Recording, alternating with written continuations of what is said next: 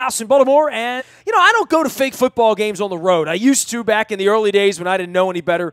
And if I were going to go on Ravens road trips this year, not too bad. Miami and New Orleans. I'll settle for London and Green Bay and Nashville and Oakland once we get the regular season going. But this guy has all eyes on the Fish and the Fins down in South Florida. Currently heard on 790 The Ticket. He's been in and around the Miami Dolphins for over a decade now. We welcome Greg Likens back onto the program. You can follow his journey at Greg Likens. That's Likens out on Twitter. And his whole cast of Merry Aquamarine friends. That you got a hell of a Twitter front page here, Greg. I'll say that. There's a lot of fish going on, man.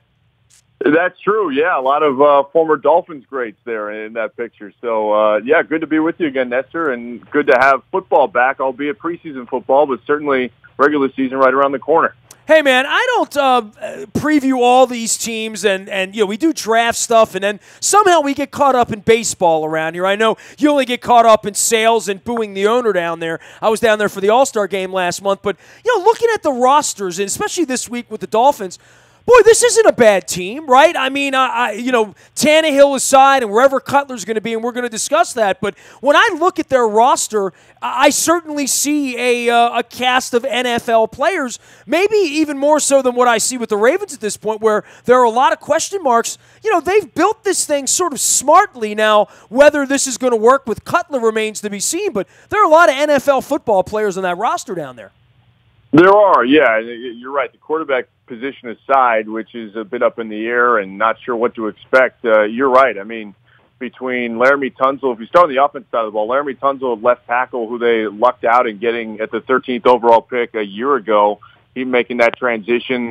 Mike Pouncey, if he can stay healthy, is one of the best, if not the best, center in the league. And they love Jawan James, a former first-round pick, a right tackle. And then the wide receivers, they think, have the opportunity to be really special this year. Jarvis Landry, most people know about him. Kenny Stills is their deep threat, and then Devontae Parker is a real breakout threat in his third season after being the 14th overall pick just a few years ago. And then they add Julius Thomas at tight end, Jay Ajayi coming off his first Pro Bowl. And then, on the defensive side of the ball, between Ndamukong Suh, Cam Wake, and then Rashad Jones, and they added Lawrence Timmons to the linebacking core in the free agent period.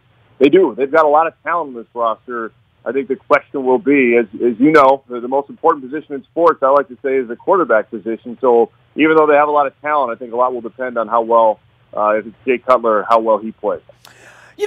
For the Cutler thing and where Tannehill was and where they were in this offseason and believing or maybe not believing in Tannehill, this has been, as tumultuous a thing. Look, we're up here now. You're going to see Ryan Mallett on Thursday. We're going to see Ryan Mallett all month. We're not going to know anything about our football team before September 10th, right? Other than whatever injuries are to come and hoping the Flacco gets back. I would say for preseason, bringing in a veteran player like this that was headed to the broadcast booth, who was not necessarily in any sort of football shape as of a week ago, these games become important for Cutler, and there is a lot of expectation in and around that. And I don't want to say you're lucky to have Jay Cutler. If Jay Cutler's your savior, I'm wondering what your other options are at this point. But I would look at this as his best chance to sort of resurrect and rewrite his career. Maybe he was watching that Kurt Warner speech last week and thinking things through after making a lot of money, but not really ever getting anywhere near the promised land for him. Right. I think this opportunity for him makes sense for obviously the purposes you just laid out there, but also for the Miami Dolphins. They had a need. He obviously wasn't ready to quit football completely, and I think he had made that somewhat clear that if the right opportunity came around that he would forego the broadcast booth, at least put that off for a little bit. But he and Adam Gase worked together in Chicago. It was just 1 year that Adam Gase was the offensive coordinator there, and in that 1 year, Jay Cutler had his most efficient season as a quarterback in the National Football League. So he's familiar with the system.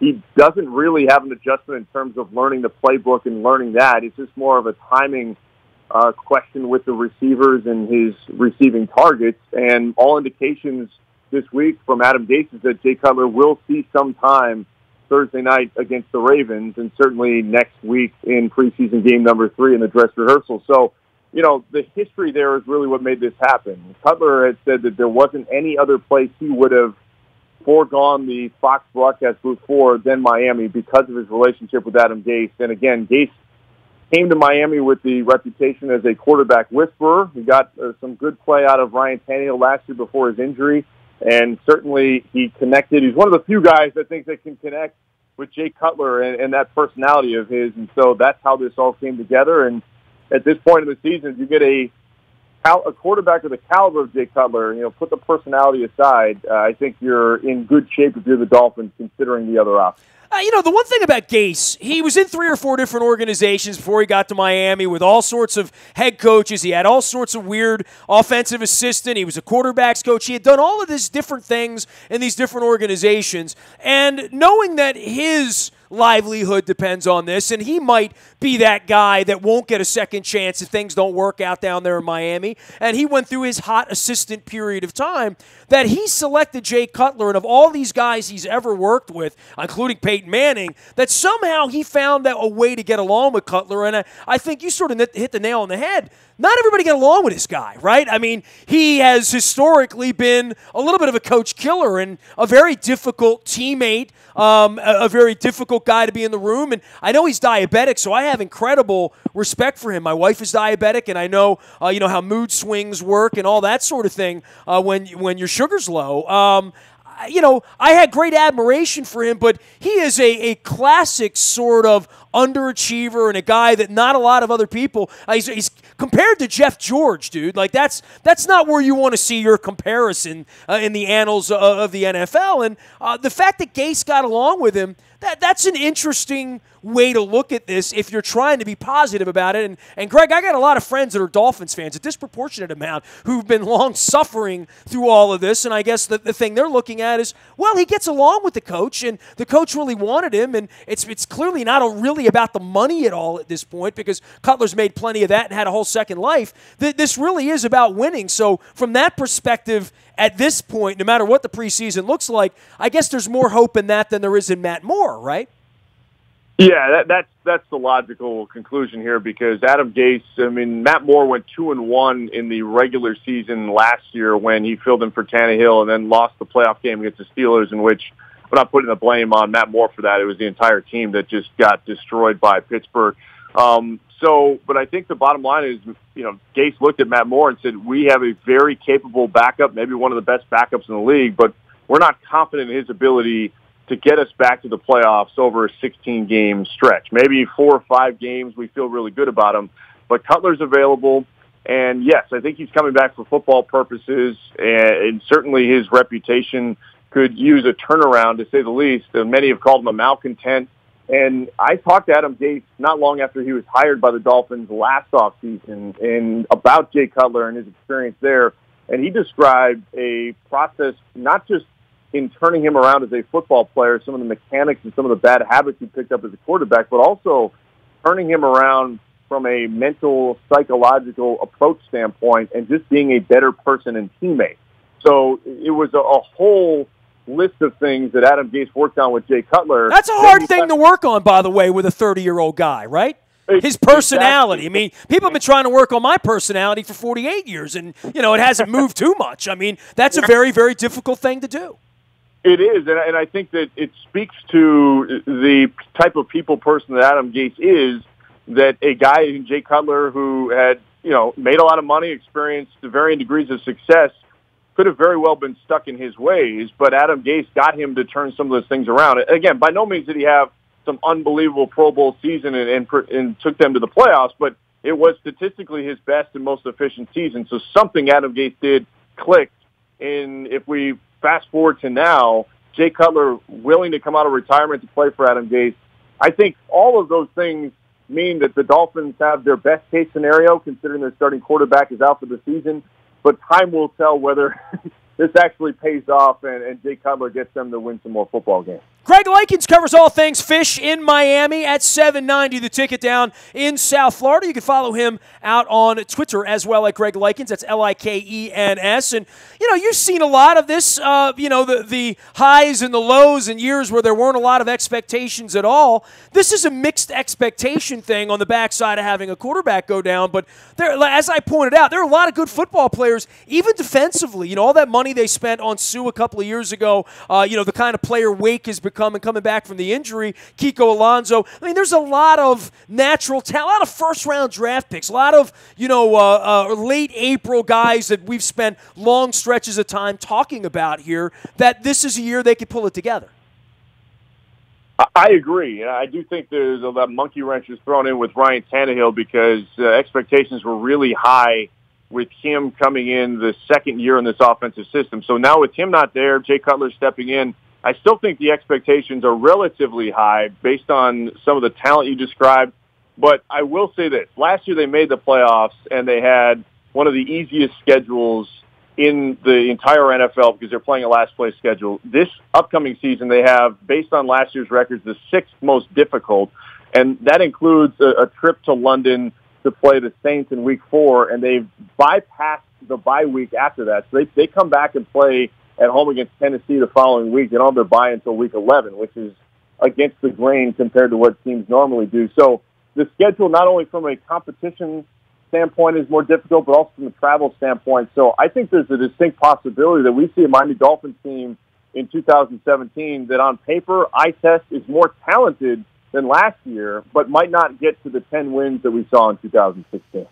Well, all these years of lost expectation and all of that stuff that goes into this, I think it beats the fan base down a little bit. And I think the hardest part, and I know this from being in the American League East on the baseball side, now that the Yankees and the Red Sox have started to ascend, there's this, everybody I talked to just said, well, the Patriots are going to go 19-0.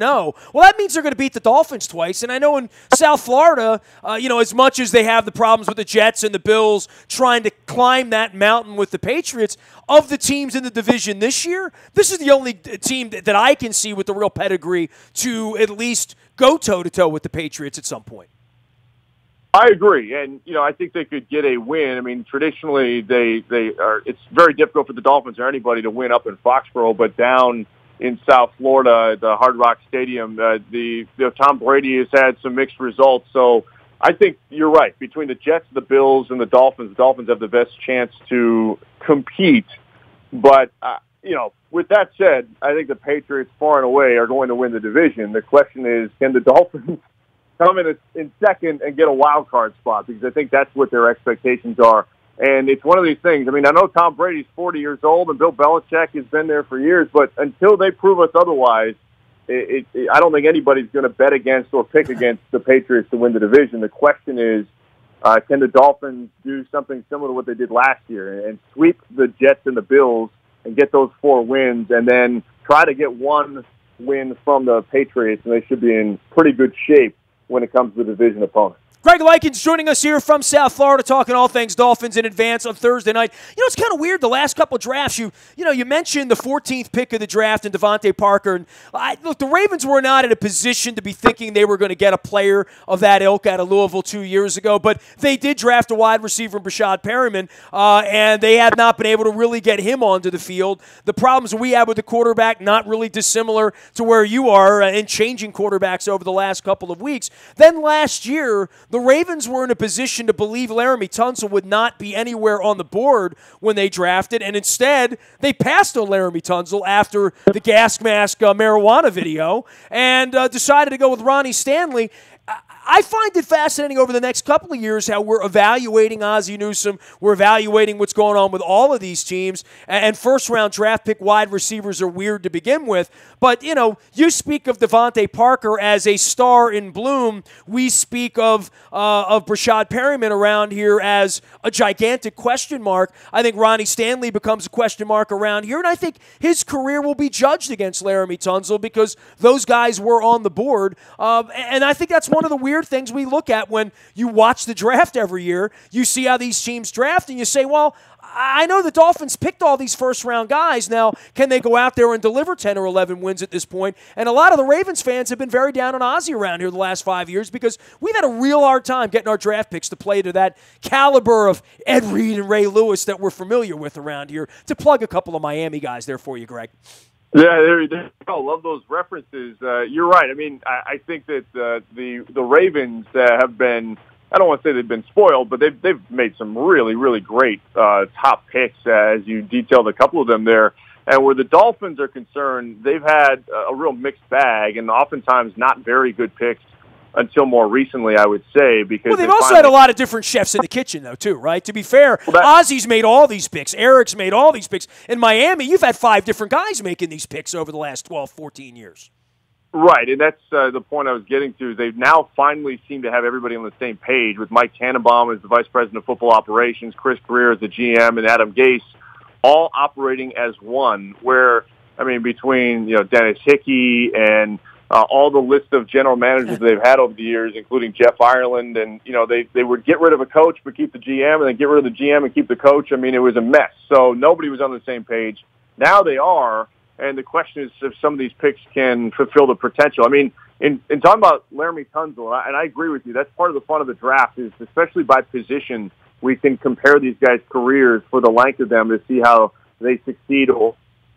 Tunsil, there are members of the Dolphins organization who feel that he has the potential to be a future Hall of Famer. He's that good, and they got him at 13. They couldn't pass up on the value there. In terms of Parker, I know Brashad Perryman has dealt with injuries. Parker had some injuries coming out, but part of his issue was just lack of maturity. And it sounds funny, but his diet wasn't very good. He would forget to eat breakfast before practice. He wouldn't be drinking enough water.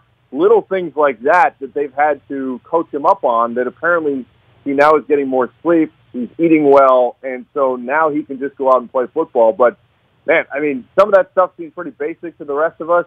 He had to work on that. He has all the physical skills, so that's why they think in year 3 now that he's got kind of the off-the-field stuff in order. He can finally prosper as a football player.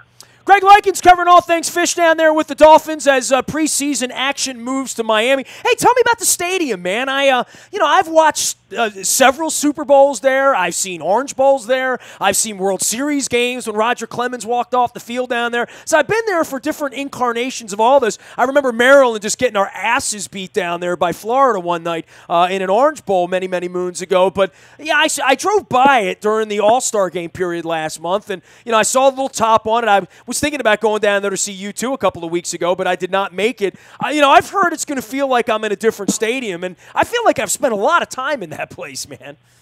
Yeah. Well, I'll be interested to see what you think when you do make it back in there. But you're right; they don't have. It's not a complete roof, but it covers the majority of the seats. So whether it's going to rain or some of the sun, which was always an issue on one side of the field, it won't be as bad. So from a fan experience perspective, that makes it much better. Also, they've reduced the capacity from about 75,000 to about 65,000. So still large, but it gives it a more unique feel in the sense that there aren't as many people in there. But with that roof that's on now, it's actually a louder experience as well. So I think you'll like it. I mean, they've redone the seats.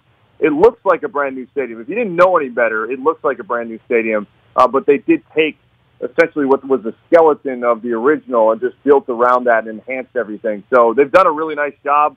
Credit to Stephen Ross, the owner. He paid over $500 million out of his own pocket to do all the work, and the finished product is really nice. It looks European when I drive by it on the freeway now, and of course, that stadium downtown in Miami looks prehistoric or something. I don't know what that mess is. You want to kick Loria while you're on the air here in Baltimore, because you do know he was the losing bidder to Mr. Angelos. We've been so lucky here and blessed with such great baseball ownership with Peter Giangelos here. Second place was Loria. I don't think that would have been a box of crab cakes around here either.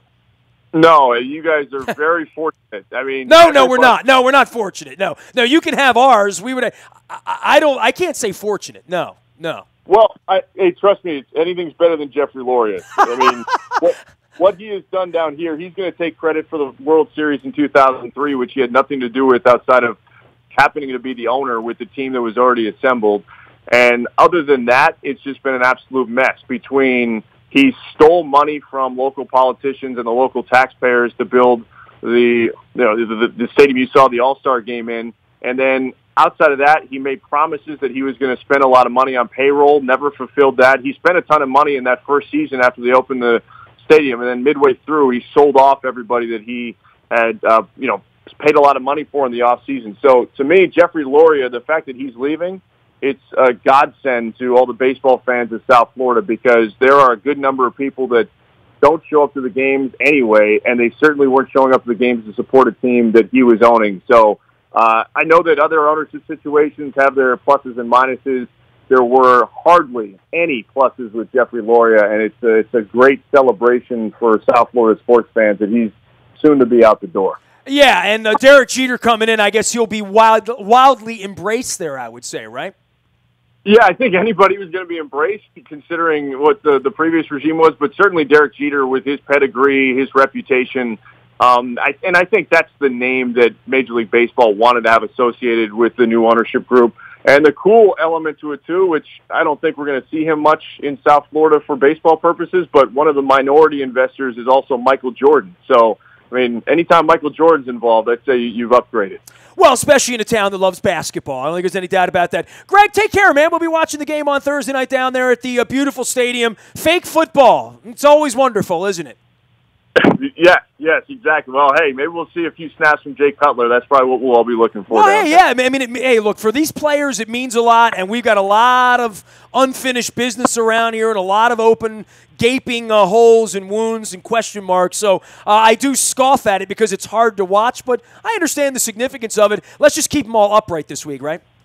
Exactly. Keep everybody healthy. That's got to be the hope. Good to talk to you again, Nestor. Thanks, Greg. Always a pleasure. Greg Likens joining us here, 790 the ticket down in Miami and South Florida. You can follow him at Greg Likens. That's Likens. He's been covering the Fish for about a decade now, plus down there in South Florida, from Davie over to the new stadium. You can find me out in the Bahia Toyota Audio Vault 24 hours a day from anywhere in the world on your mobile device by downloading the TuneIn Radio app. We come in crystal clear from anywhere you happen to be. Just download it and listen when you want, where you want, how you want, when you want, to what you want. Freedom of choice. It's what we do around here at WNST.net. The morning newspaper comes to your email inbox at 7 a.m. each and every morning. That's free of charge and all powered up by Planet Fitness and PlanetFitness.com, where it's $10 a month to get in the best shape of your life. And, of course, our text service delivers mostly bad news this time of the year. We're hoping to stay away from that on Thursday down in Miami. It's all brought to you by Coons Ford of Security Boulevard. Dennis Kolatzis will be here on Thursday, driving you home from 3 until 5, getting you ready for said fake football in Miami. Last but never least, I'm on Facebook, Twitter, LinkedIn, Snapchat, Instagram, streaming live on our Facebook as well as our YouTube WNSTV channel. We're going to be in Wembley on the weekend of September 24th on that Saturday afternoon doing a Purple Sky takeover from East London. Go to WNST.net. Toss me an email if you want to join us. It is free of charge and open to all Ravens fans on Saturday from 11 until 2:52. We'll have more details for that coming up. So if you're going to London, knows people going to London, tell them to join us on Saturday afternoon. We'd love to see them. I am Nestor. Nasty at WNST.net reaches me. Facebook, Twitter, LinkedIn, Snapchat, Instagram, anywhere we go, you go. We are WNST.net, AM 1570, and WNST Towson, Baltimore, and we never stop talking Baltimore sports.